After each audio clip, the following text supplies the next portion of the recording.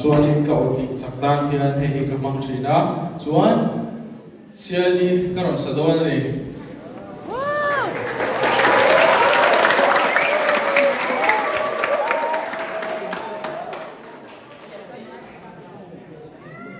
chuan he thil mang hian a original ang che khan ka ron sadon ani a thasina hello siani suinum lena name mai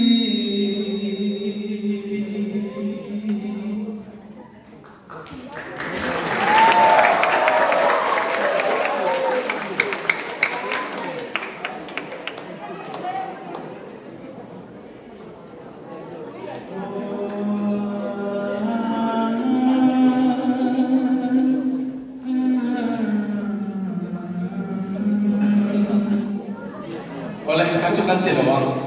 oleh siali kantin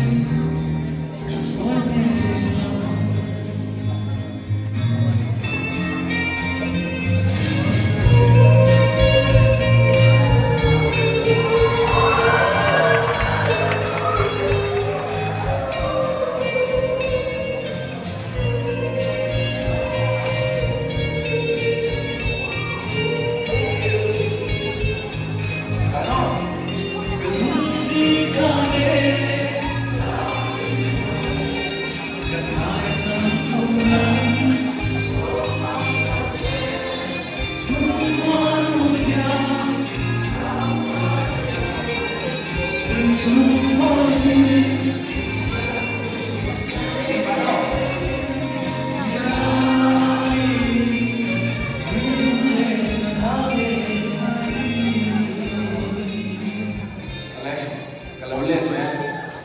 kalau begitu